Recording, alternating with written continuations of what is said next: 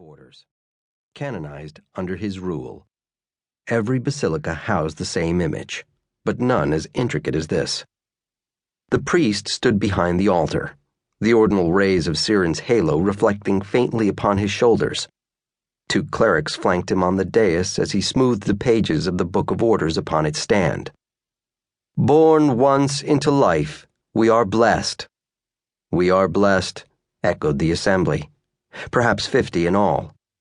Their murmurs rose like specters to the arched vault overhead. "Let us please the Maker through a life of diligent order. Let us please the Maker."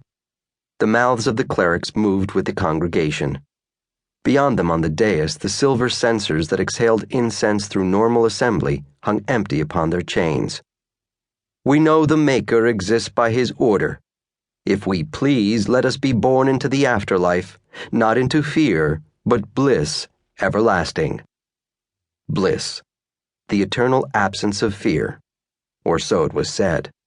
Though Ram was less given to fear than most, it took some abstract thinking to imagine being forever untouched by at least some tinge of it.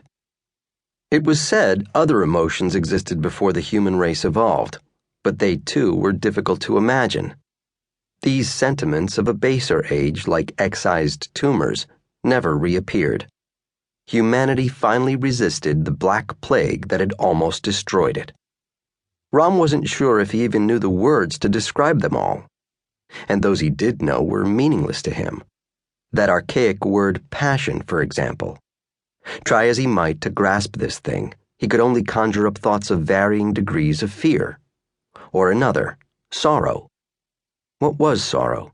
It was like trying to imagine what his life would be like if he'd never been born. No matter. Humanity's one surviving emotion granted order in this life and the possibility of bliss beyond. Trying to imagine such a future, though, was enough to make his head hurt. In front of Ram, a curly-haired boy turned around in the pew.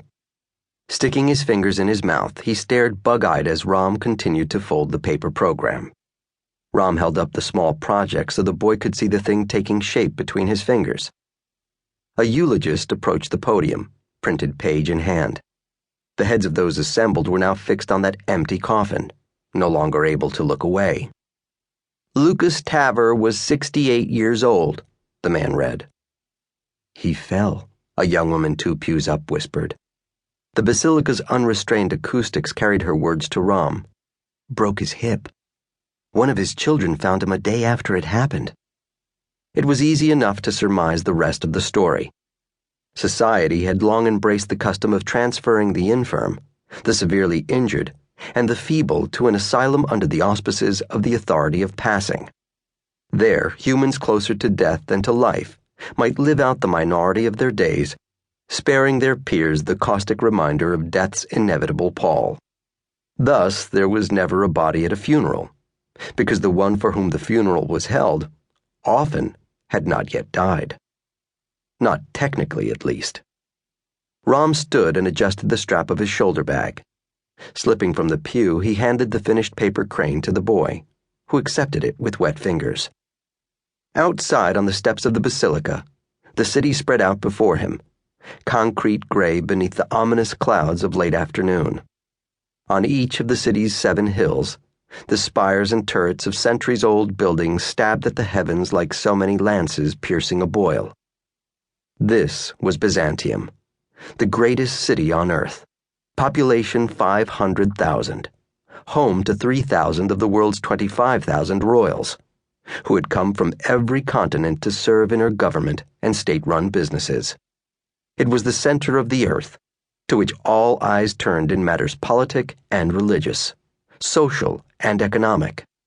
It was the seat of power to which all earthly dominions had deferred since the end of the Age of Chaos 5 centuries before, when the world had bowed to the great powers of the Americas and Russia.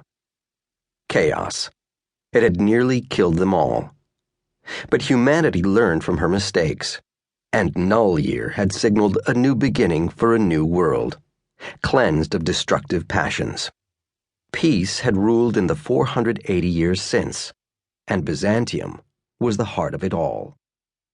The city was more crowded than normal as it prepared